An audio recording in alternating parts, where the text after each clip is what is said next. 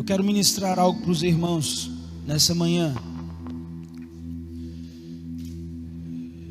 que eu pensei que eu estaria autorizado pelo Espírito Santo a ministrar no primeiro dia do intensivo,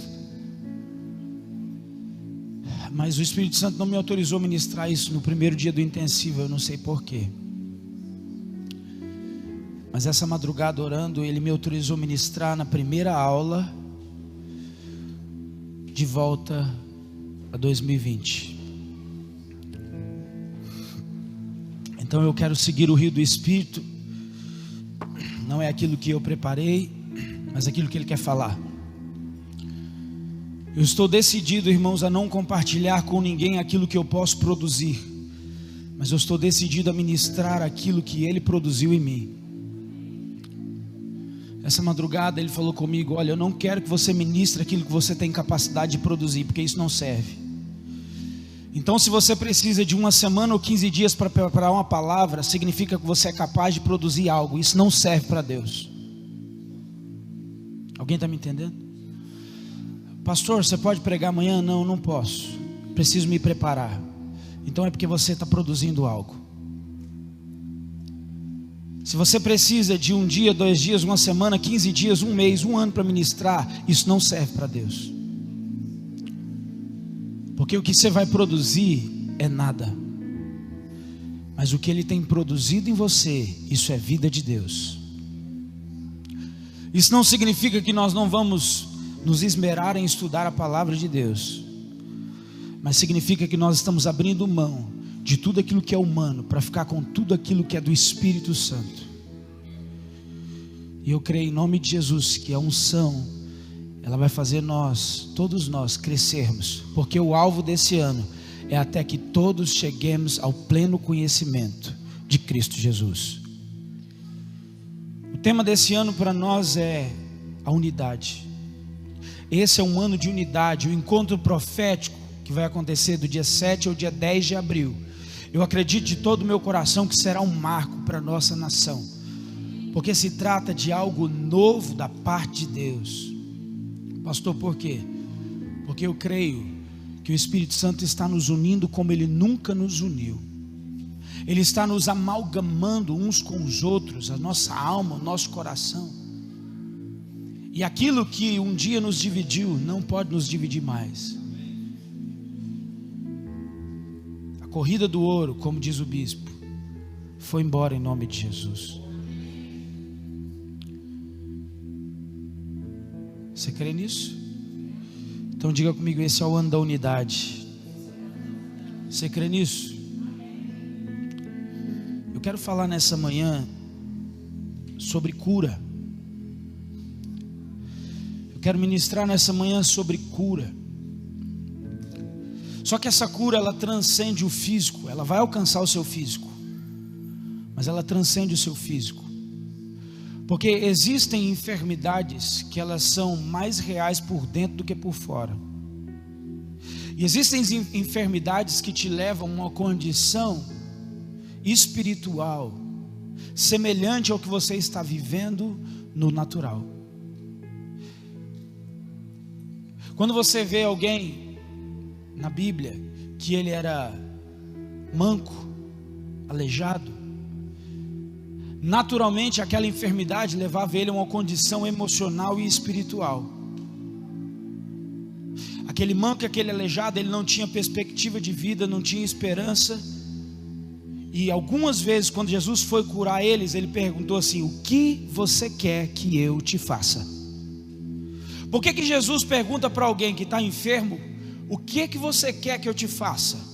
Porque ele havia percebido que aquela enfermidade havia alcançado a alma e o espírito daquela pessoa. E se aquela pessoa simplesmente fosse curada no corpo,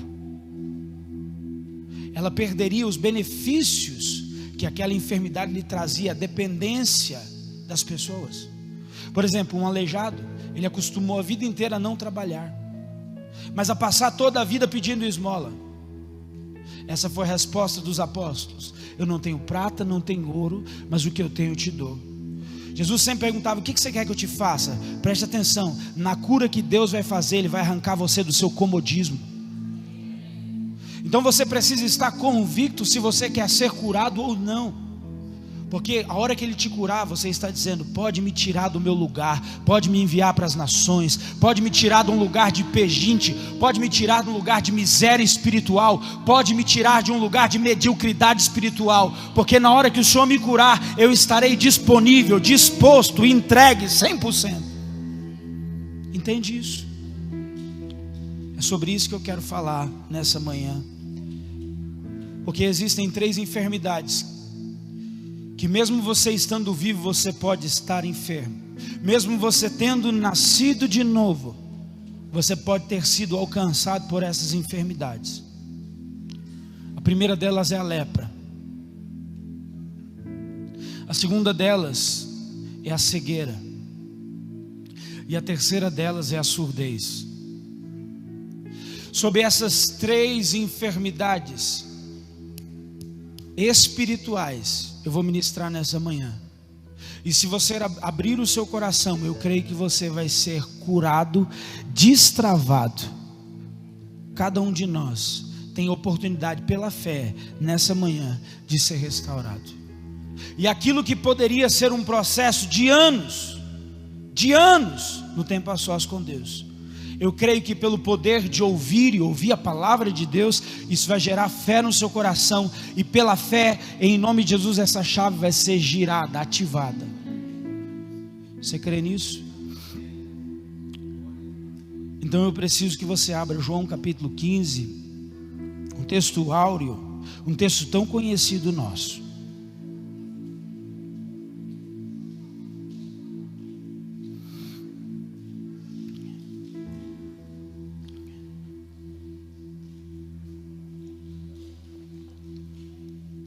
Quem achou diz amém. Glória a Deus. Senhor, nessa manhã, diante dessa unção, nesse ambiente, Senhor, que nós chamamos de Assembleia dos Santos, da Igreja de Cristo, nesse ambiente, Senhor, onde o Teu Espírito Santo tem total liberdade para ministrar, para falar, para exortar, para curar, para fazer aquilo que lhe apraz. Deus, nós nos colocamos à disposição, tanto para ouvir, como a mim, para ser boca de Deus aqui nesse lugar. E Deus, se há alguma ação, Senhor, maligna na alma, no corpo, Senhor, em nome de Jesus, pelo poder do Teu nome, essa ação maligna agora seja enfraquecida, no corpo, na mente, na alma e no espírito. E em nome de Jesus, que cada um de nós possa estar com os nossos ouvidos abertos para ouvir a Tua voz, em nome de Jesus. João 15, versículo 1, Jesus dizendo: eu sou a videira verdadeira, e o meu Pai é o agricultor. Todo ramo que estando em mim não der fruto, Ele corta, e todo que dá fruto, Ele limpa. Propósito definido pela preposição, para que produza mais fruto ainda. Interessante que ele não usa a expressão frutos, mas ele usa mais fruto ainda. 3, vós já estáis limpos pela palavra que vos tenho falado.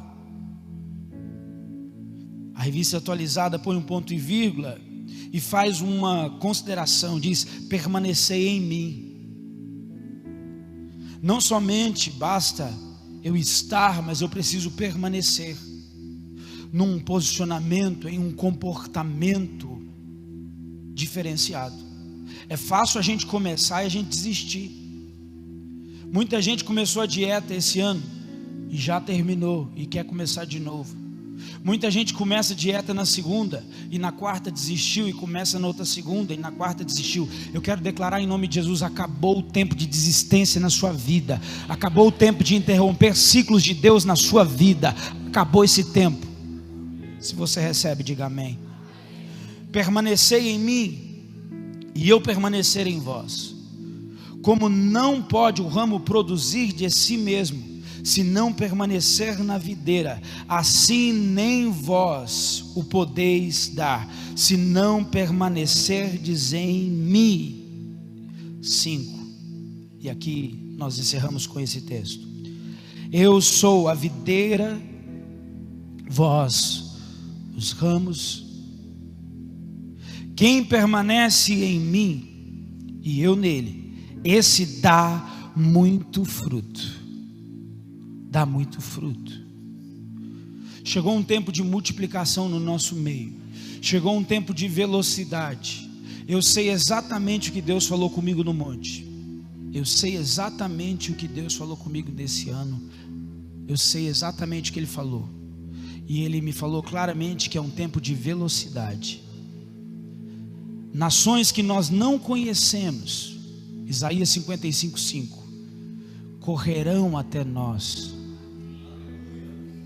E nações que nós não conhecemos, nós entraremos nelas. Isso já começou.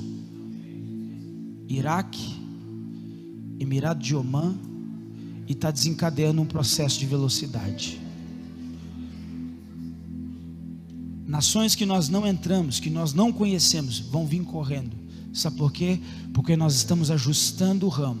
Nós estamos nos encaixando na videira verdadeira. Agora, para isso, Ele diz que para que cada um de nós dê fruto, é necessário que Ele limpe. Se você está decidido a não permanecer nele, ou se você está decidido a não dar fruto, se você está decidido a permanecer no seu lugar, do seu jeito, da sua maneira, da mesma maneira que você está vivendo, eu tenho uma triste notícia para te dar nessa manhã. Ele vai te arrancar e vai te jogar no fogo. Não, eu não quero. Eu decidi, eu estou cansado. Eu desisto do meu ministério, eu desisto do meu chamado, eu cansei de ser obreiro, eu cansei de ser missionário de base, eu quero viver a minha vida. Eu quero dizer para você que Ele está dizendo que Ele vai te cortar e vai lançar no fogo. Não existe opção A ou B, infelizmente, a gente inventou outras.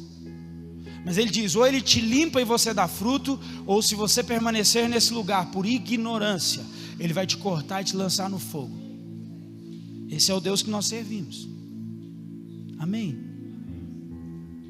Agora, se nós permanecermos nele, e se nós permitirmos que Ele nos limpe, então não na nossa força, não na força do nosso braço, não pela nossa capacidade, não pela nossa inteligência, não pelo level ou pelo grau do nosso intelecto, QI, mas pelo poder dele, a seiva dele, vai fazer com que nós venhamos a dar muito fruto ainda mais daquilo que nós podemos imaginar.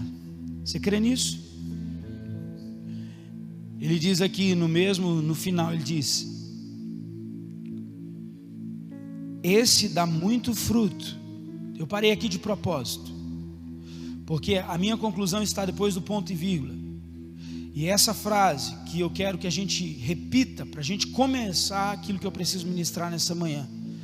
Jesus termina dizendo, ou termina esse contexto dizendo assim: porque sem mim nada podeis fazer. Jesus vem dissertando, construindo, tecendo algo, para chegar no final do verso 5 e dizer assim: eu quero dizer uma coisa para vocês.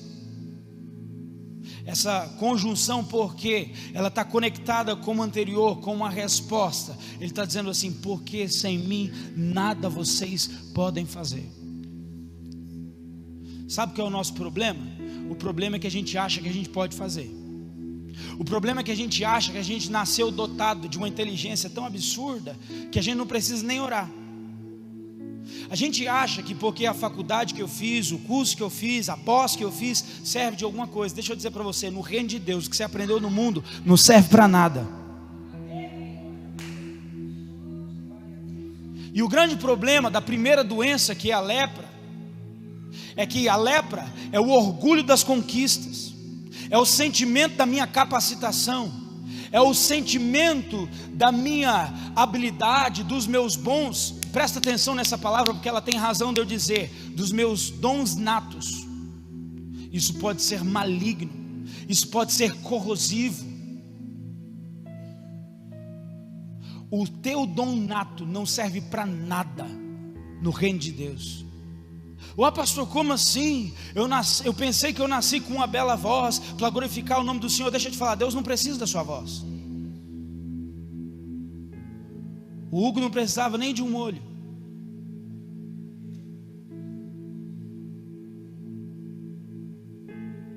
Deus não precisa da sua graduação. Deus não precisa do seu diploma. Deus não precisa da sua força. Deus precisa do meu e do seu coração.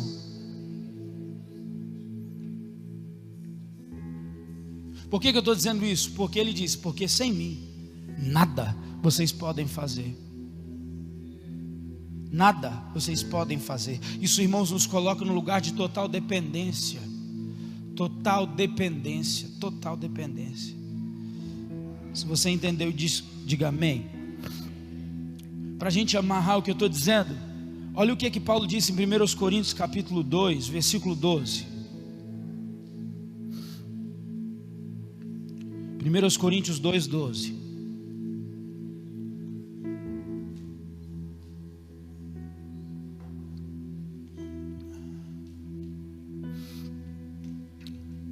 O verso número 12 diz assim: ora, nós não temos recebido o Espírito do mundo, e sim o Espírito que vem de Deus. Para quê? Mais uma vez, preposição definindo o propósito: para que conhecemos o que por Deus nos foi dado gratuitamente. Disto também falamos, não em palavras ensinadas pela sabedoria humana, mas ensinadas pelo Espírito, com E maiúsculo, Espírito, conferindo coisas espirituais com espirituais. O que ele está dizendo? Que no reino de Deus você só vai poder fazer pelo Espírito dele e não por aquilo que você aprendeu. Não tem como conferir o espiritual com o natural com o espiritual, porque isso é loucura. Ele continua dizendo, acompanha comigo e nós vamos amarrando o entendimento. Ora, o homem natural não aceita as coisas do Espírito de Deus, porque eles são loucura, e não pode entendê-las, porque elas se discernem espiritualmente. Ah não, mas eu tenho um curso disso, eu tenho um curso daquilo, eu aprendi na academia tal. Irmãos, cuidado com a lepra. Cuidado com a habilidade natural. Cuidado principalmente com aquilo que você é bom, porque pode ser isso que vai te roubar da presença de Deus. Continua comigo. O verso de número 15. Porém o homem espiritual julga todas as coisas, mas ele mesmo não é julgado por ninguém. 16. Porque quem conheceu a mente do Senhor, que o possa instruir, nós porém temos o quê? A mente de Cristo. Verso 1 do capítulo 3, nós vamos até o versículo 3. Eu porém, irmãos, não vos pude falar como a espirituais, e sim como a carnais, como a crianças em Cristo. Verso 2, leite vos dei a beber, não vos dei alimento sólido, porque ainda não podeis suportá-lo, nem ainda agora podeis, porque sois carnais. Sabe o que me faz tremer e estremecer? Que Paulo não está falando para os mundanos. Paulo está ministrando uma igreja doente, leprosa, cega e surda. Então, o que nós estamos tentando concluir aqui? Que eu posso ter nascido de novo, mas eu posso ainda estar contaminado com aquilo que a minha carne me proporciona e me oferece. E nós nunca vamos alcançar o fruto que Ele preparou. As obras que Ele preparou, nós nunca vamos conseguir vivê-las em total intensidade, enquanto nós não entendermos que a carne tem que morrer. Agora, qual que é o sintoma da carnalidade? Está aqui também, vamos ver. Porquanto, mais uma vez a conjunção, está falando sobre o mesmo assunto. Havendo entre vós, diga comigo, ciúmes, contendas. Essa é o sintoma, o alarme. Disputa, brigas, contendas, discussões. Quem é o maior? Quem é o melhor? Deixa eu dizer algo para nós. Eu quero preparar cada um de nós aqui. Deus vai trazer muitos pastores esse ano de volta.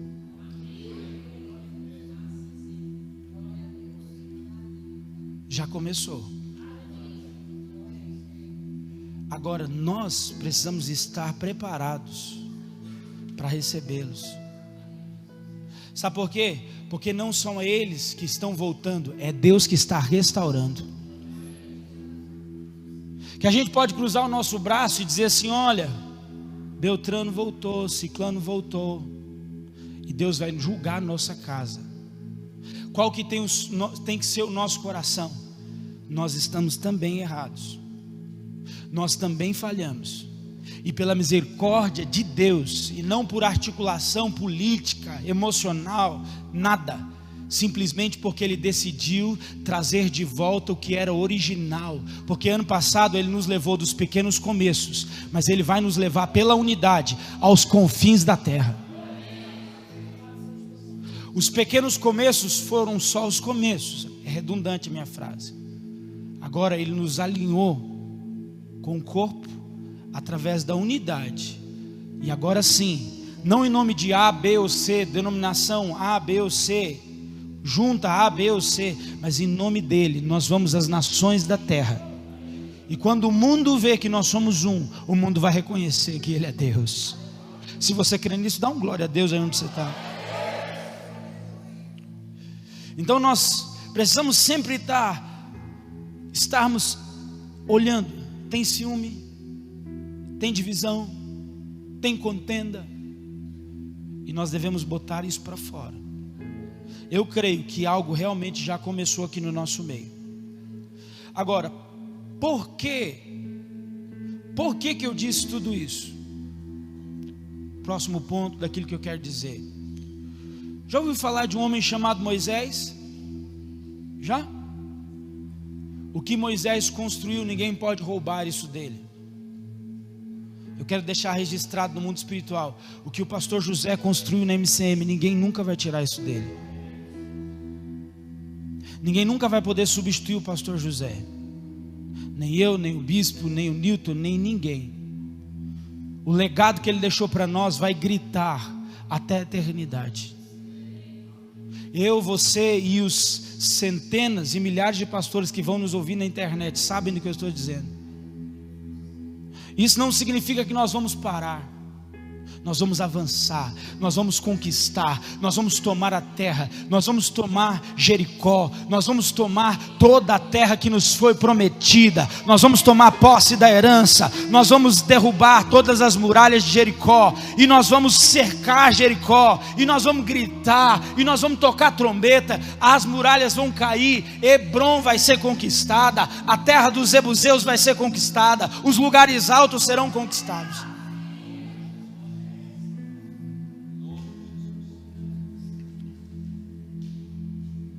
Mas a gente nunca vai poder esquecer que Deus falava face a face com Moisés. Nós nunca vamos esquecer quem é que nos tirou de um lugar, de uma condição, e foi usado por Deus para nos colocar em outro. Quantos estão entendendo o que eu estou falando aqui? Qual que é o problema? O problema é que Moisés, por alguma razão, é a prova viva de tudo que eu estou querendo dizer aqui nessa manhã. Estou tentando sair desse lugar, mas está difícil, mas eu chego lá.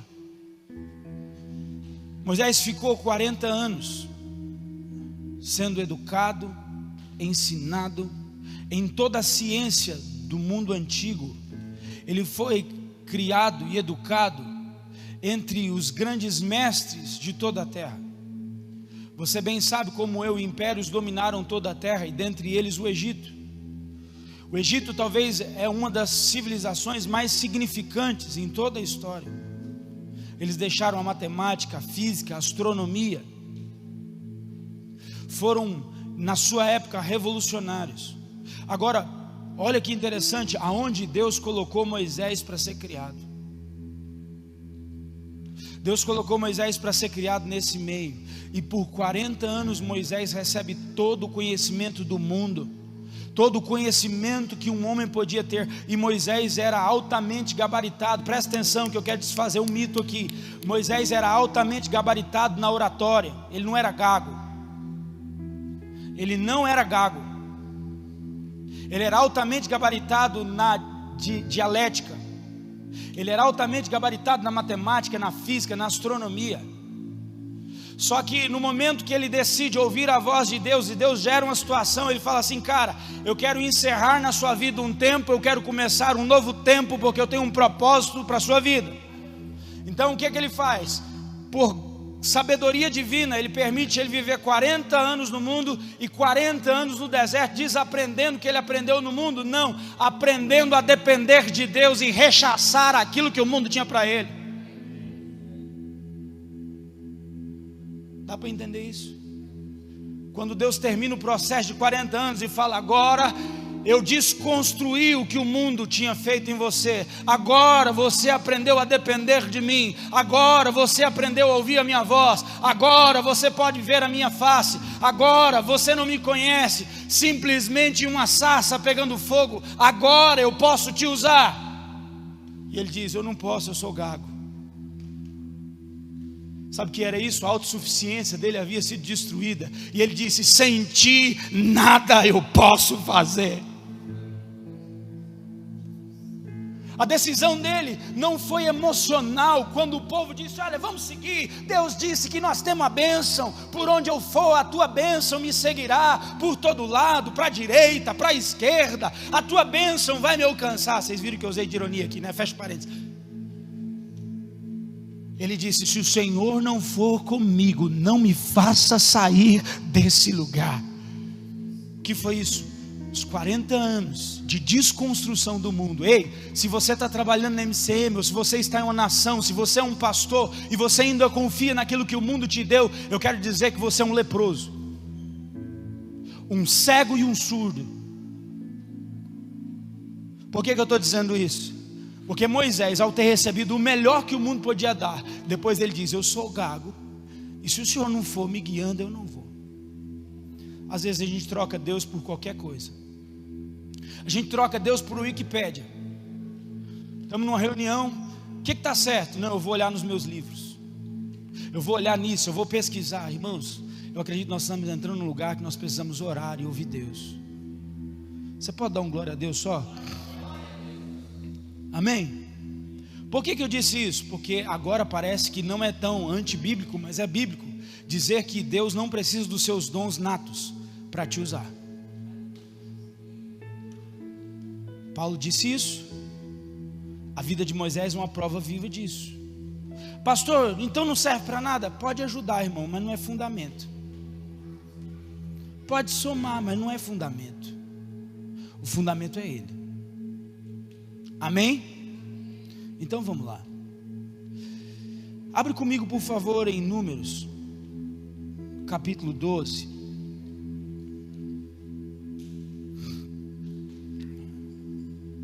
Versículo de número 1.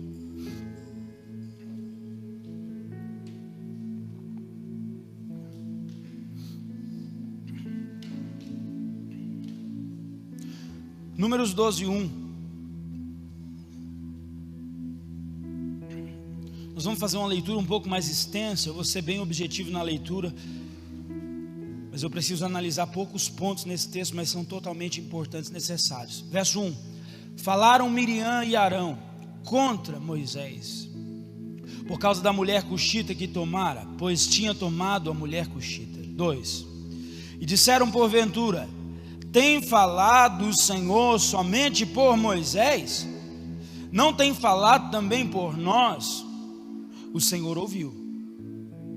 Era o varão Moisés muito manso, mais do que todos os homens que havia sobre a terra. Olha para mim, pergunto para você: Moisés antes dos 40 anos era manso?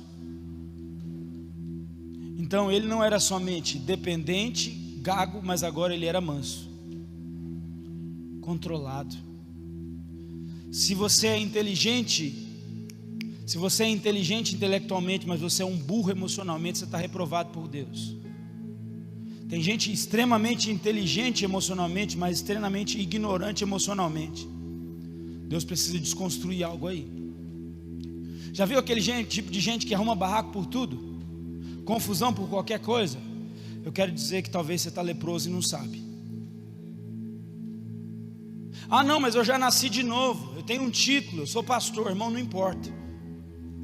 Talvez você, obrigado, está leproso.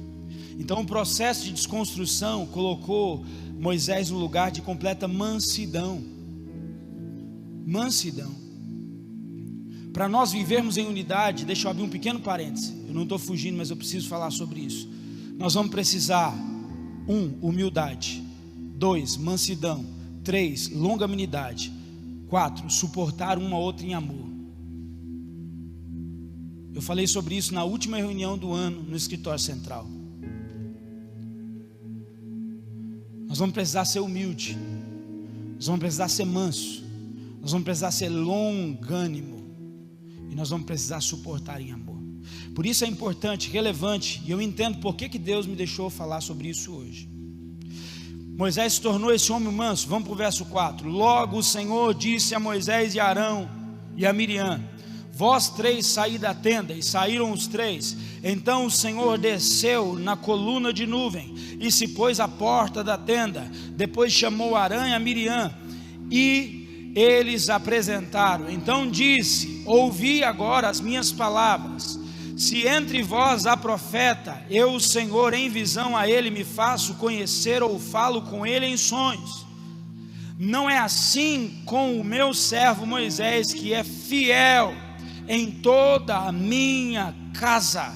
Olha para mim, se você aprender, se você aceitar o processo de Deus na sua vida, de destruir a sua autossuficiência, de destruir a sua prepotência e de permitir trabalhar nas suas emoções, Ele vai te chamar de servo bom e fiel. Ele vai entrar em seu favor. Não foi assim com Moisés?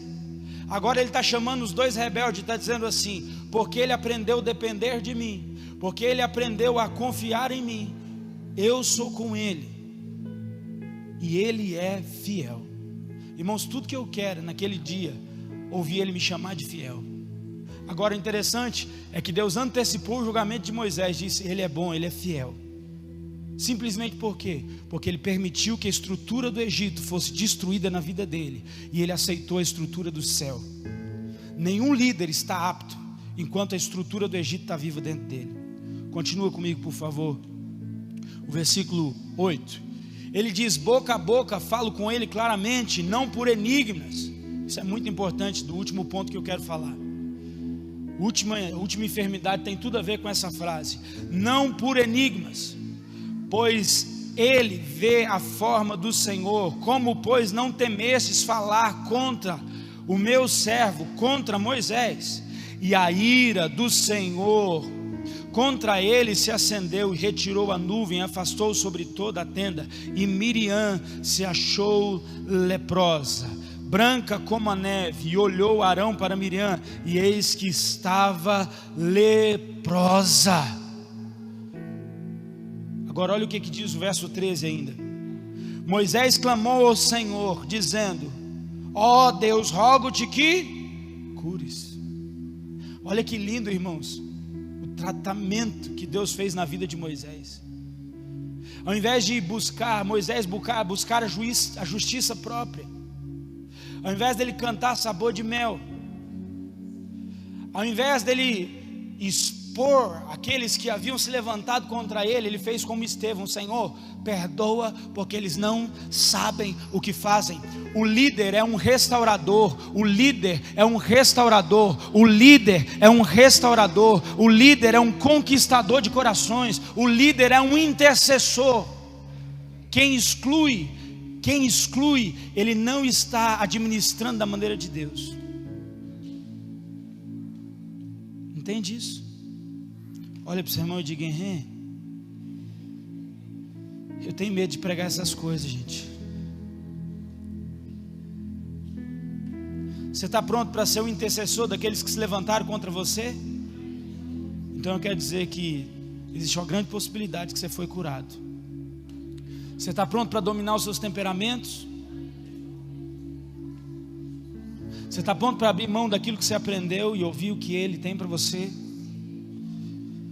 Vamos lá. Moisés estava tratado, mas Miriam não. O nome Miriam é pesado, significa rebeldia. Se você for olhar no dicionário, Miriam significa rebeldia. Eu sei que é um nome pesado, mas não sou eu que coloquei. Está na Bíblia, depois você procura. Por que Miriam significa rebeldia? Porque ela é a própria vida, ela é o próprio exemplo de alguém que se levanta contra a autoridade de Deus, através da vida de alguém. Depois eu queria que o bispo desse uma aula, no momento oportuno, sobre aquela questão da rebeldia declarada e a velada. Tem gente que resiste, o bispo falando sobre isso é tremendo. Tem gente que resiste na vera, tete a tete, mas tem gente que é rebelde, ou tem uma rebeldia velada, escondida, é rebelde do mesmo jeito. E o interessante é que nesse episódio, o que tipo de enfermidade Deus lança sobre Miriam, que tipo de julgamento Deus traz sobre Miriam? Diga comigo, lepra. O que a lepra fala? A lepra fala de insensibilidade, perder a noção do perigo. Se uma pessoa leprosa que está com a mão tomada de lepra, ela coloca a mão sobre o fogo e ela não percebe que o fogo queima. Assim foi com Abinadab e Abiú. Eles estavam leprosos por dentro, eles não perceberam que o fogo do altar podia matar. A desobediência, se levantar contra a autoridade dos seus pais, eles estavam leprosos por dentro. Pastor, mas isso não é bíblico. Deixa eu dizer para você, sabe o que Deus fez? Deus só fez colocar para fora o que estava no coração de Miriam, para que todos pudessem ver a lepra que ela tinha no coração e na alma dela. A lepra de Miriam só foi colocada para fora, porque esse era o sentimento que ela tinha dentro dela. A lepra, biblicamente, é símbolo de rebeldia, orgulho e vaidade. Rebeldia, orgulho e vaidade. Pastor, de onde você tirou isso? Olha o que Miriam disse. Será que Deus só fala com Moisés? O que ela está fazendo? Se auto-afirmando. Por que ela está se auto-afirmando?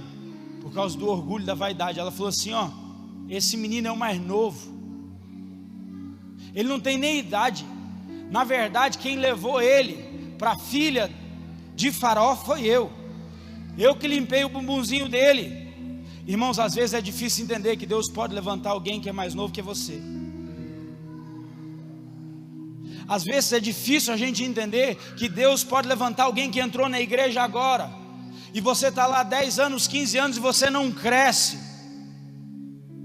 Pode ser que nesses dias de avivamento que nós estamos vivendo, nós vamos ver aluno chegar aqui, e depois esse aluno vai ser diretor na frente de você. Talvez nós vamos ver alunos chegar aqui e ir para as nações e fazer mais em um ano do que você já fez em 20 anos nas nações. Miriam não aceitou isso, Arão não aceitou isso, especificamente Miriam. Olha para o seu irmão que está do lado e diz assim, cuidado.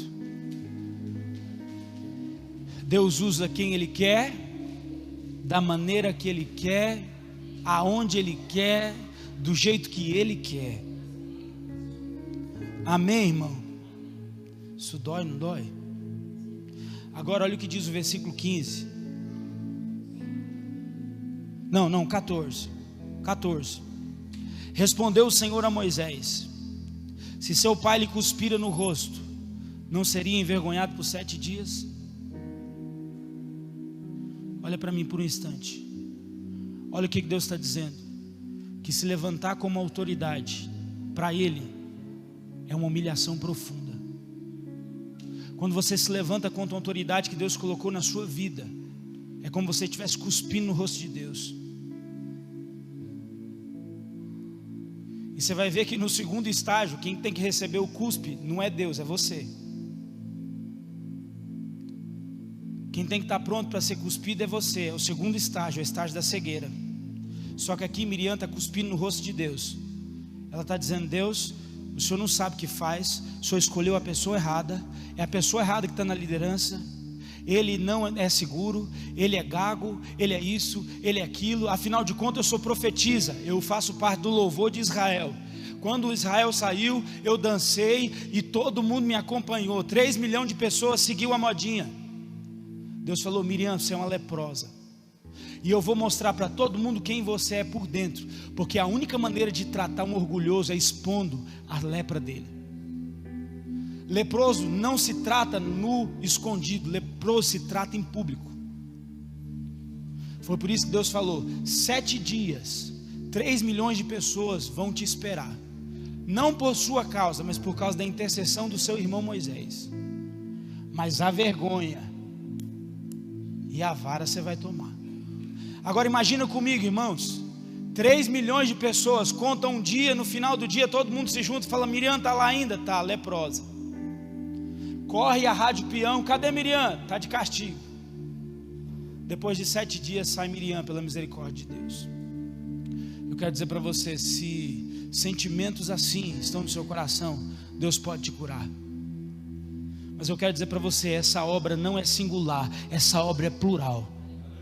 Essa obra não vai levar um nome senão o nome de Jesus. E seja quem Deus vai escolher, eu ou qualquer um outro, eu não estou pregando, defendendo nada aqui nessa manhã, mas eu estou trazendo uma mensagem que Deus não permitiu me pregar no primeiro dia do intensivo. Volto a dizer, mas nessa madrugada Ele me autorizou a dizer o que eu estou dizendo. Seja quem Deus levantar, nós iremos nos submeter, nós iremos honrar, nós iremos saber que Deus está falando. Você pode dizer amém?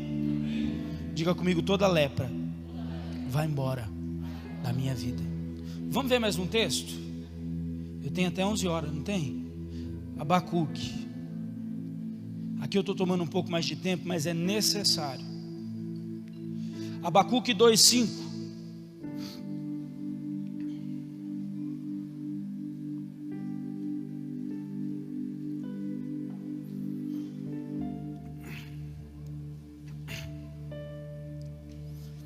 Oh Deus,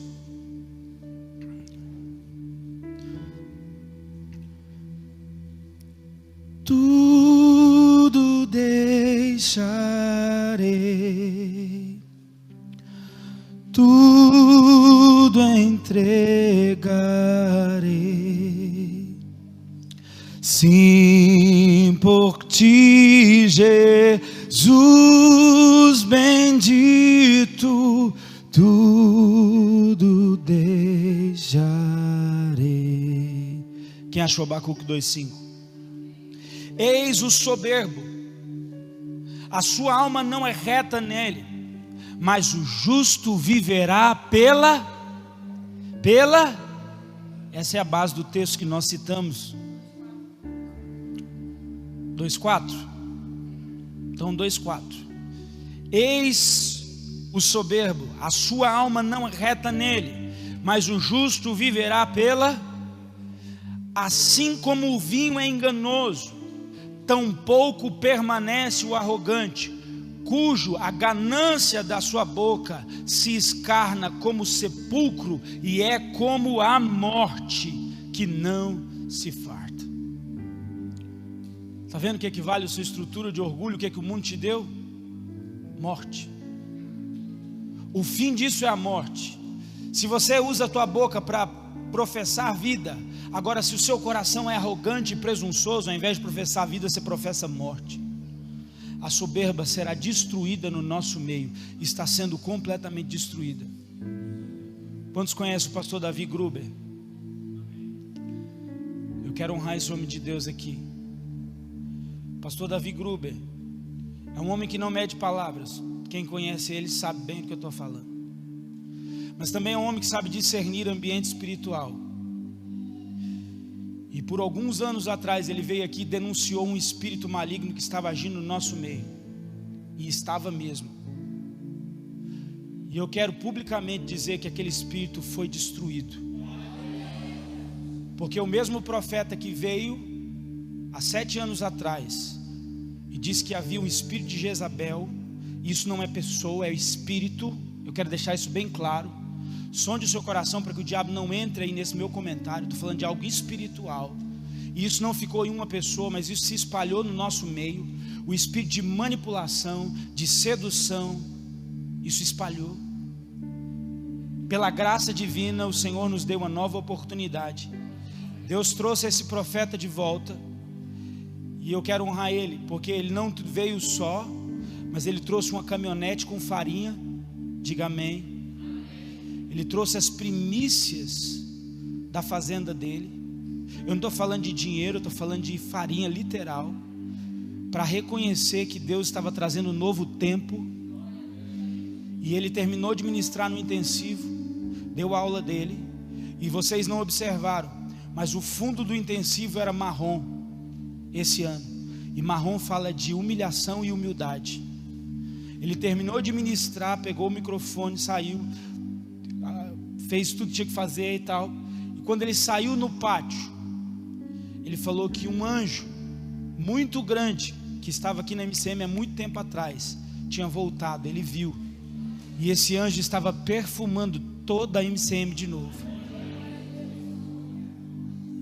A estrutura do orgulho e da vaidade caiu por terra. E nós vamos voltar a cantar: que ele cresça e eu diminua, que ele cresça e eu diminua. Eu fiquei muito feliz quando o Vitinho começou a cantar isso no final da formatura. Ele não sabia porque eu estava incendiado aquela hora. Quem estava na formatura sabe, porque isso estava gritando dentro de mim. Ele falou: eu coloquei isso de volta nesse altar, que ele cresça e eu diminua, que ele cresça e eu diminua. Entendeu isso? Então Deus desconstruiu, Deus arrancou isso, e agora Ele pode fazer de novo. O profeta que veio e estabeleceu o julgamento, ele voltou trazendo farinha. A MCM vai entrar num processo de prosperidade. A MCM em todos os campos missionários vai entrar num processo de suprimento espiritual.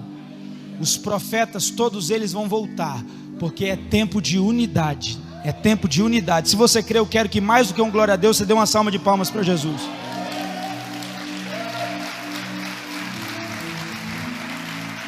Seja arrancado do nosso meio a lepra, seja arrancado do nosso meio a rebeldia, seja arrancado do nosso meio a soberba. Eu destravo isso no nosso meio, eu destravo isso na sua vida. Servo de todos os irmãos, servo de todos os irmãos. Não, eu sou servo de Moisés, não, servo de todos os irmãos. Você toma posse disso? Quero só trazer uma última advertência ainda sobre a lepra. 2 Crônicas 26, 19.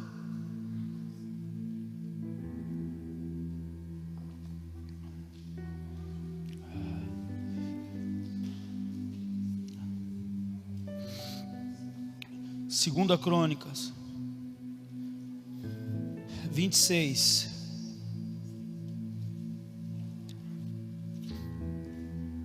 Tem que ser do 16, senão vocês não vão entender o contexto. 26, 16 diz assim: mas, havendo-se já fortificado, exaltou o seu coração. De quem que ele está falando aqui? Do rei Uzias. Após as conquistas, as vitórias, aquilo que Deus vai fazer, o nosso coração precisa estar muito quebrantado, porque ou isso derrubou a gente um dia, ou isso pode tentar nos derrubar no futuro. Cuidado. Jeremias 17 diz o seguinte: enganoso é o coração do homem mais corrupto. É algo que nós estamos curados. O Espírito Santo está curando a MCM e você de toda lepra. Eu creio nisso. Mas enganoso é o coração do homem. Uzias era um rei, um homem de Deus, mas houve um momento que ele exaltou o coração. Para quê?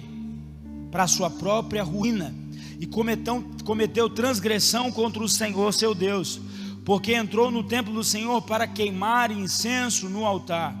Porém o sacerdote Azarias entrou após ele com 80 sacerdotes do Senhor, homem da maior firmeza, e resistiram ao rei Uzias e lhe disseram: a ti, Uzias, não compete queimar incenso perante o Senhor, mas aos sacerdotes filhos de Arão, que são consagrados para esse mísero ministério.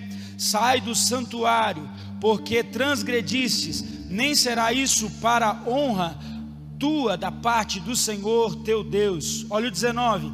Então Uzias se indignou, tinha o incensário na mão para queimar incenso, indignando-se, pois, contra os sacerdotes.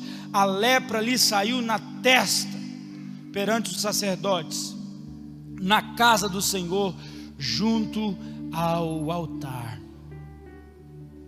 Vê mais uma vez a rebeldia, o sentimento de exaltar o coração. Fica claro espiritualmente o que é a lepra.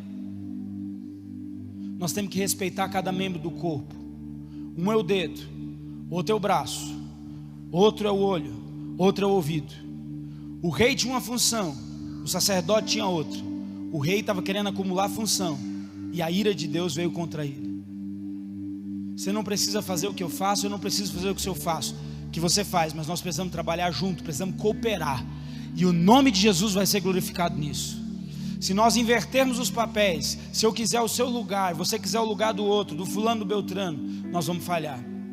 E o mais interessante, essa é a lepra que mais fala do orgulho, é a lepra na testa. Sabe que a lepra na testa significa aquilo que todo mundo vê e você não vê. Esse é o pior tipo de orgulho, é a falsa humildade. Todo mundo está vendo que você tem uma lepra na testa, mas você não viu ainda. Todos os sacerdotes assustaram e viram que Deus tinha colocado uma lepra, mas ele ainda se considerava rei. Deus pode tirar a sua coroa e pode colocar uma lepra na sua cabeça.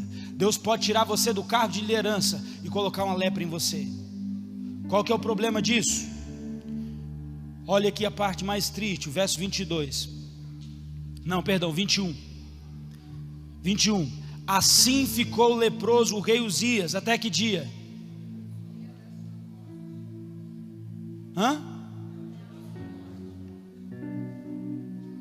E aonde que ele morou?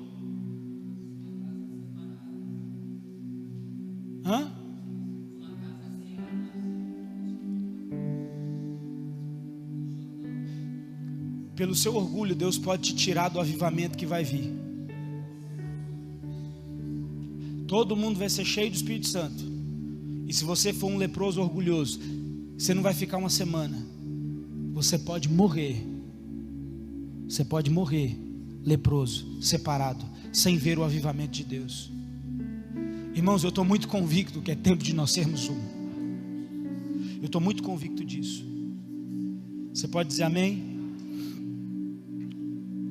Vamos para o segundo entendimento de cura.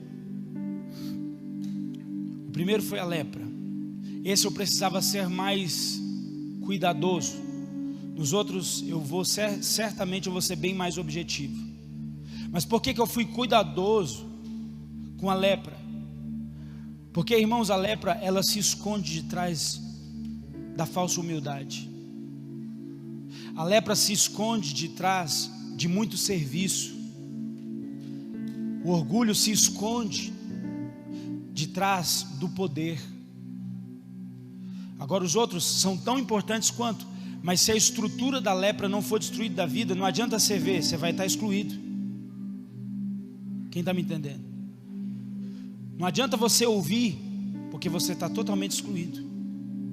E o propósito final de você ouvir é para que o mundo saiba, é para que a mensagem seja pregada. João capítulo 9. João capítulo 9.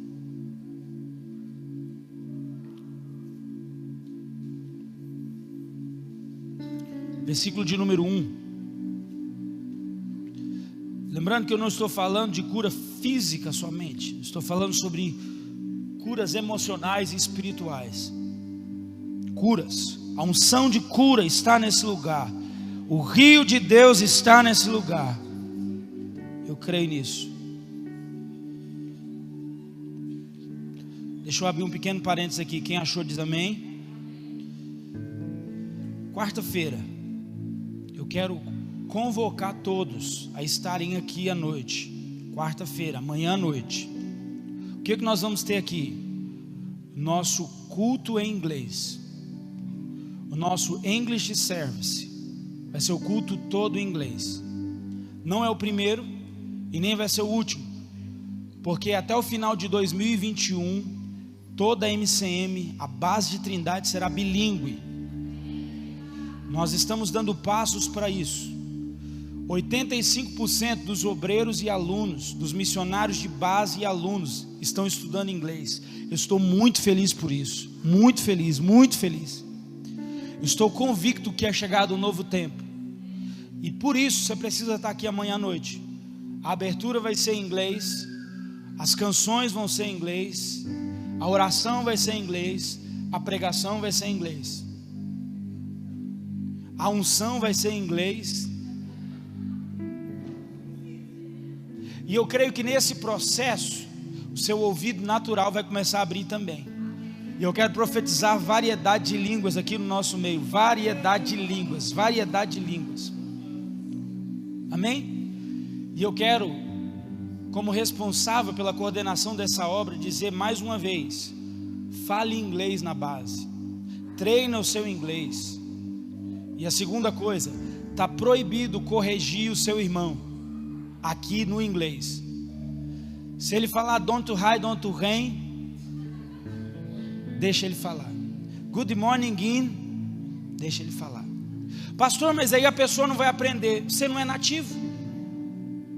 A grande questão é, você entendeu a mensagem? Se ele falou good morning in, você entendeu? Dá um sorriso e diz good morning. Porque a gente tem um péssimo hábito de corrigir as pessoas quando a gente nem sabe. E brasileiro parece que é fera nisso, né? Eu já vi gente dizer, não é good morning in, não. Proibido, tá ligado? Se você repreender o seu irmão porque ele está falando feio inglês, eu prometo que eu vou juntar com o Newton e nós vamos baixar a sua oferta. Aí funciona, né, Newton? Tá ligado? Amanhã que horas? Amanhã que horas? Amanhã que horas? 7:30. Onde? Aqui. Quem? Everyone. Diga comigo, everyone. Todo mundo. Tá ligado? Então vamos lá. Fecha o parêntese. Todo mundo aqui, tá? Todo mundo. Vamos lá. 1. Presta muita atenção. Quem está assistindo em casa, 7:30, you have to watch with us the English service, ok? Tomorrow night, yeah. There you go. Por que eu estou falando isso? Presta atenção, porque aqui eu vou sintetizar a cura do cego. Mas amanhã à noite eu vou pregar sobre esse capítulo com slide, com detalhe. Então presta atenção que a minha mensagem de amanhã é essa completa. Então se você me ouviu um pouco aqui, amanhã você vai ver eu pregar ela em inglês com imagem. Então você vai poder associar. É esse texto aqui, o texto de amanhã. Tá bom? Vamos lá. Mas é importante porque isso aqui é uma cura espiritual. Caminhando Jesus viu um homem cego de nascença. E os seus discípulos perguntaram: Mestre, quem pecou, estes ou seus pais, para que ele nascesse o quê? Cego. Olha para mim. No primeiro estágio a gente falou da lepra, que é algo que está escondido e que foi revelado por Deus para tratar, para curar. Eu posso ser tratado, eu posso aceitar o tratamento de Deus ou não. Eu posso morrer leproso. Esse cego, ele é um símbolo profético também de que a sua visão natural para Deus não vale. O que vale é a visão espiritual. Porque a ironia desse texto é que o cego de nascença se tornou alguém que via espiritualmente. E os que haviam nascidos vendo, não conseguiram ver o reino de Deus. Nem os seus vizinhos, nem os seus pais, nem os religiosos, nem os mestres da lei. Qual que foi o resultado disso? O cego termina vendo e os que viam terminam cegos. Entendeu isso? Por que eu estou dizendo isso para você? Porque, irmãos, Deus ele quer abrir os seus olhos. Deus tem um propósito em abrir os seus olhos. Se você tiver um bom coração, se a lepra não tiver dentro do seu coração, se o orgulho não tiver dentro do seu coração, Ele vai poder fazer você enxergar como Ele enxerga. Qual que é a problemática disso? Quem não vê espiritualmente entra em embates teológicos. Irmãos, nós estamos divididos entre arminianos e calvinistas há 800 anos. Alguém está me entendendo? Nós estamos divididos em tantas linhas da teologia. Nós estamos divididos porque eu acho, porque eu penso, porque no livro, porque fulano citou, porque Beltrano citou, que a gente não consegue ver que Jesus tem uma visão diferente. Quem está cego defende a sua posição. Quem está cego defende aquilo que ele acredita. Mas quem tem os olhos espirituais consegue ver o que Deus faz. A igreja hoje está dividida porque cada pastor está dividindo, sabe, a sua parte segundo a parcela daquilo que ele vê. Ele não consegue ver o corpo, ele não consegue ver as nações, ele não consegue ver o perdido. Então é mais fácil dividir, é mais fácil excluir. E os discípulos fizeram isso. Os discípulos tentaram explicar a doença de alguém pela teologia. Como assim, pastor?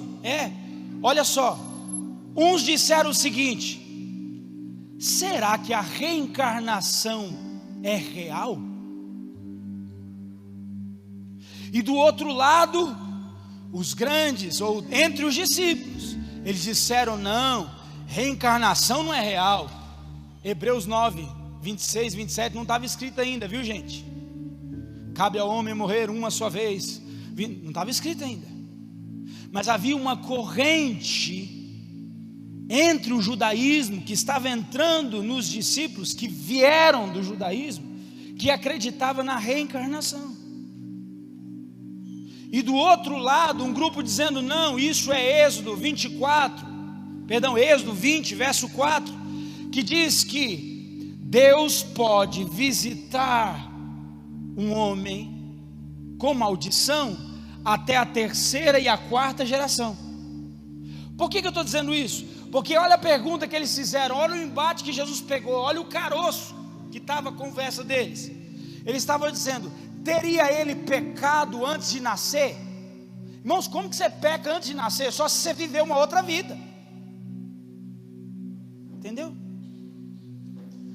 Ah não, todos nós fomos concebidos no pecado. Salmo 51, Irmão, eles estavam falando, quem pecou? Ele. O hinduísmo, a tia Zê está aqui. O hinduísmo é uma das religiões mais antigas. Isso vem lá da Babilônia. Agora, anos e anos e anos, os discípulos estão influenciados pela cultura, pela visão natural, pelas teorias da terra. E eles estão ali diante de Jesus dizendo assim: ele deve ter pecado em uma outra vida. Aí os outros: isso é heresia. Do outro lado eles dizem: não, isso é maldição hereditária. Nós vamos fazer um culto de libertação e nós vamos quebrar isso na vida dele. Pronto, se dividiram. Só que o mais lindo é a visão de Jesus. Não é a visão de A ou B, de C ou D. Ele diz o seguinte no verso 3: respondeu Jesus. Ele está dizendo assim: na minha visão, na visão do reino, na visão do Pai, esse homem é inocente. Nem ele pecou e nem os seus pais pecaram, mas foi para que se manifestasse neles as obras de Deus. Deus está no controle, Deus tem um propósito, Deus está controlando a sua vida. Ele não perdeu o controle da sua vida. Pare de tentar buscar, sabe, resposta. Não posso falar. Naquela igreja lá, eu fiz um voto diante do Senhor que eu não vou falar mal de ninguém esse ano no púlpito. Daquela igreja lá, da igreja B, da igreja C, não. Para de buscar resposta nos homens, na cultura, e vai buscar resposta em Deus. Sabe o que é o problema disso? Que a gente olha para um drogado e vê um drogado, mas quem tem a visão de Deus olha para um drogado e vê um pregador. A gente olha para a Índia e vê um país completamente destruído, mas se a gente olhar com os olhos de Deus, a gente vai entender que onde abundou o pecado, vai superabundar a graça de Deus. A gente olha para o Islã com os olhos naturais e tem medo de pregar o Evangelho, enquanto as pedras estão clamando, enquanto Jesus está aparecendo para eles, nós estamos acovardados com a visão que a mídia está nos dando. A mídia que está causando verdadeiro terrorismo, irmão. Mas nós estamos, sabe, influenciados pela visão que o mundo tem nos dado a respeito das pessoas. E a gente não parou ainda para perguntar: Senhor, qual nação que o Senhor quer salvar? Me faz ver como o Senhor vê. Não, a gente fez rodinha, debate, fórum, nós fizemos reunião, congresso, seminário, e traz fulano, beltrano, e a gente fica sentado numa roda, ao invés da gente ouvir Deus, discutindo método, estratégia, inchando a igreja, inchando o templo, quando na verdade a gente deveria ver como Deus vê. Deus diz: o problema desse homem não é pecado, o problema é que eu tenho um propósito na vida dele, e a miséria dele, a condição dele vai ser usada como testemunho para testificar que eu escolho os pequenos, que eu confundo os grandes, que eu escolho os fracos, que eu faço dos pequenos grandes, que eu escolho o improvável. Essa é a visão de Deus. Ele disse: eu tenho um propósito em tudo que faço. E o cego de nascença não é erro do discurso, não é erro de Deus. O cego de nascença é propósito de Deus. Por que nós precisamos abrir os nossos olhos? Para a gente parar de nhenhenhé, e para a gente começar a pregar o evangelho em tempo e fora de tempo. Não, eu estou certo, eu vou aqui defender a minha tese, eu estou agora assistindo pela bancada, pelo concílio. Irmãos, isso não serve para nada. Eu estou cansado de ouvir pastores andando pelo Brasil dizer: não, eu fui sabatinado pela banca mais rigorosa do Brasil. Isso não salva ninguém. Pelo contrário, não posso falar isso. Ele vai me ensinar, irmãos, ele vai me ensinar.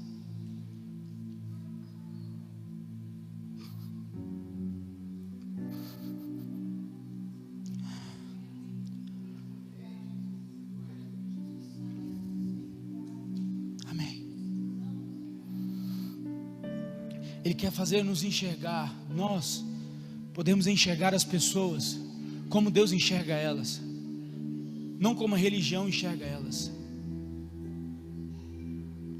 Com a nossa visão a gente desiste, a gente condena, a gente até crucifica, e se puder de cabeça para baixo.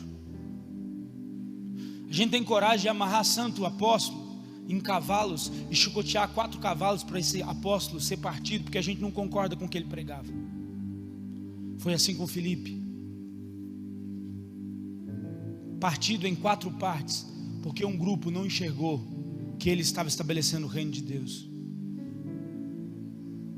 A gente é capaz de fazer fogueira viva de profetas, fazer deles lanternas, zombando deles nas praças e nas ruas. Nós não somos melhores do que os que viveram na Idade Média, se a gente não vê como Deus vê.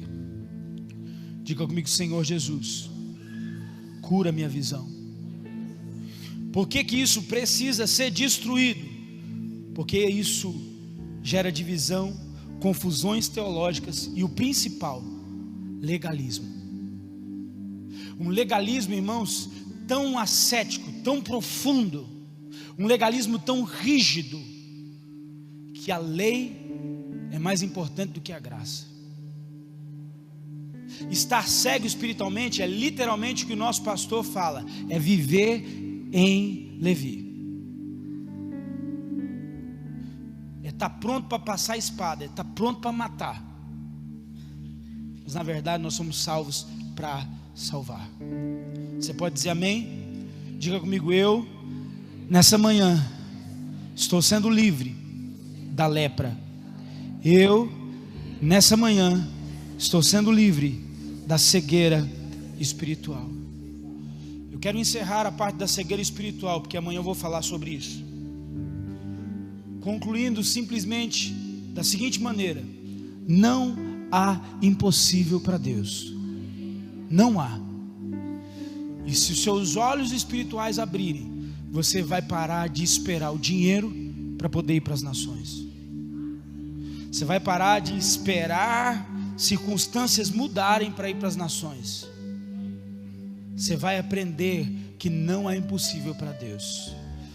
Então por isso que é importante, irmãos. É importante demais. No nosso meio, o Espírito Santo vai começar a agir e usar pessoas aí, não aqui. E aí os meus olhos precisam estar abertos para saber que o Espírito Santo, ele pode agir ali na pastora Silene e não está agindo aqui. A tenda é o maior símbolo disso. Quando nós estamos ali na tenda adorando, é visível. Às vezes os músicos estão tocando e hoje, eu confesso para os irmãos, por ter uma visão espiritual bem aberta, eu fui curado, irmãos. Eu fui curado há 2 anos atrás só. Eu era cego. O que eu estou ministrando para você aqui, há 2 anos atrás, eu ainda era totalmente cego do que eu estou falando, no nível que eu estou falando. Mas aqui na tenda, depois de ter sido curado nos 2 últimos anos, eu comecei a ver o Espírito Santo usando, às vezes, uma irmã na dança, literalmente, e todo mundo tocando aqui e pensando que é os músicos que estão tocando, e quem está ministrando é a dança. Eu poderia citar nomes, mas não vou fazer isso, de pessoas que quando eu estava ministrando louvor, elas não perceberam, mas eu vi literalmente com os meus olhos espirituais aqui, não aqui. Eu vi o Espírito Santo indo e eu que fui atrás dela. E quando eu obedeci, todos foram tomados pela glória de Deus. Nesse caso aqui, Deus fez do cego pregador. Deus fez do improvável pregador. Deus fez do improvável o avivalista. Deus vai fazer isso na sua vida. Se você crer, dá um glória a Deus bem forte aí. Que Ele apareça e eu me constranja com a tua glória e todo o seu amor, infinita humildade, servo de todos os irmãos. Diga mais uma vez: que Ele cresça, eu diminua, que Ele apareça e eu me constranja com a tua glória e todo o seu amor, infinita humildade, servo de todos os irmãos. Verso número 31, Marcos 7:31. Deus está nos libertando da lepra, orgulho, vaidade. Deus está nos livrando da cegueira espiritual, das confusões teológicas, do legalismo, da falta de fé. E agora Ele vai corrigir algo muito importante na minha e na sua vida espiritual: a surdez. De novo, se retirou das terras de Tiro e foi para Sidom até o mar da Galileia, através do território de Decápolis. Dá uma pausa aí. A palavra Deca significa 10 e polis, cidade. Então por isso que a gente fala Anápolis, né? Anápolis, essa terminação, esse sufixo, ele está ligado à cidade. Como também Lândia. A gente tem Aurilândia, Uberlândia. Na época essa expressão era muito usada, Decápolis, né? Esse termo significa Deca 10, polis, cidades. O que significa? Esse é o território aonde o endemoniado, excluído, havia pregado o evangelho e alcançado 10 cidades para Jesus. Deus pode transformar um endemoniado, um encarcerado. Deus pode transformar esse homem em um avivalista. Aquele homem que vivia controlado pelos espíritos demoníacos, havia sido tomado pelo Espírito de Deus e havia pregado em toda Decápolis. E agora Jesus estava andando sobre essas cidades. Agora olha o que diz no verso 32. Então lhe trouxeram um surdo e gago e lhe suplicaram que impusesse as mãos sobre ele. Alguém trouxe um surdo e gago e lhe suplicaram que pusesse as mãos sobre ele. O interessante aqui agora é que Jesus Diz no verso 33, tirando da multidão. Tirando da multidão é a ênfase que eu quero dar aqui nesse primeiro tópico. Por quê? Porque lá atrás, quando estava tudo errado na lepra, Deus disse: o que ninguém vê, eu mesmo revelo, coloco para fora. Eu trago para fora isso para que todos vejam a insubmissão, a rebeldia do seu coração. No segundo estágio de tratamento de Deus, isso vai ficar mais claro quando eu mostrar para vocês amanhã à noite. Deus, ele cospe no chão e esfrega lama feita com cuspe à vista de todos, daquele cego. Ainda era um processo público, ainda era um processo. Por quê? Porque tamanha seria a glória revelada através da vida daquele homem, que Deus estava falando: cara, eu vou te fazer entender que em Deus não se cresce subindo, em Deus se cresce descendo. Então ele, à vista de todos, esfrega lama no rosto dele, todo mundo viu. E além de todo mundo ver, ele diz: você vai andando com o rosto cheio de lama até você encontrar determinado lugar. Irmãos, você imagina um cego andando no meio da cidade com lama na cara. Todo mundo viu aquele cego andando com lama no rosto. Segundo estágio do tratamento. No primeiro estágio, Deus coloca para fora. No segundo estágio, você decide deixar ele cuspir e ele te levar a um lugar de humilhação. No terceiro lugar, ele vai te chamar para intimidade. Porque quem já entendeu o caminho da humilhação, agora vai entrar no lugar de intimidade. Jesus pega aquele cego e não cura ele em público, leva ele para o canto e diz: ei, eis que quero falar contigo, varão. Esse lugar fala de um lugar de uma comunhão no Santo dos Santos. Isso fala de um lugar mais além em Deus. Essa cura fala de um lugar onde você está em Deus. Você não simplesmente vê, mas agora você ouve Deus falar como falava como Moisés. Lembra que eu disse para você guardar? Não mais por enigmas, não mais com confusão de fala, não mais com confusão teológica, mas agora Deus vai falar aos seus ouvidos espirituais claramente, e você não terá dúvida, porque a fé vem pelo ouvir a palavra de Deus. Aquele homem era um desacreditado. Ele era tão desacreditado que ele não acreditava que ele podia falar. Mas aquele homem nunca foi mudo. Ele era surdo, e a surdez dele fez com que ele fosse mudo. Ei, por você não ter ouvido a palavra de Deus tantos anos, você não tem coragem de pregar a palavra de Deus na rua. Por não ouvir o clamor de Deus aos seus ouvidos, você ainda está preocupado com a sua vida. Paulo disse: olha, eu vou pregar o evangelho sem barreiras, ainda que eu glorifique o Senhor pela vida ou pela morte.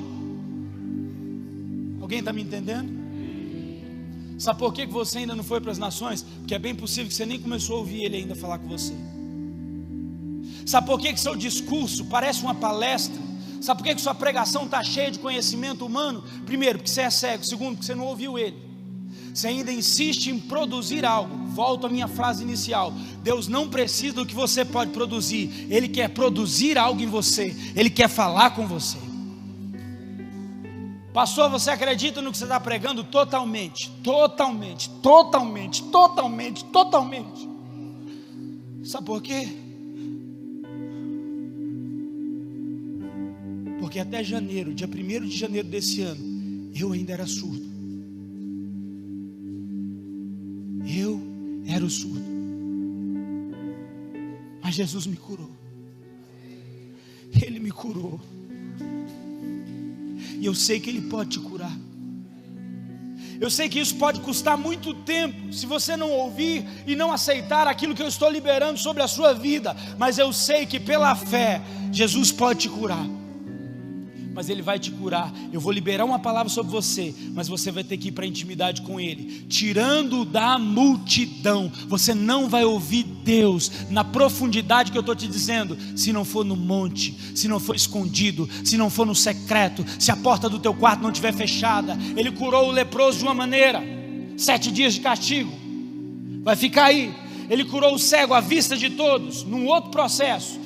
E Ele agora cura o surdo, dizendo: cara, eu quero te levar para a intimidade. A arca era onde Deus falava. Aos pés da arca não havia luz, não havia iluminação. Era lá que Deus falava. O interessante é que parece que todo mundo ouve. O problema é que poucos entendem. Nós estamos gritando aos quatro ventos: é tempo de unidade, é tempo de unidade. Esse ano, irmãos, vocês vão me ver gritar isso com tanta força, porque Ele me falou. Agora, muita gente está me ouvindo e vai falar assim: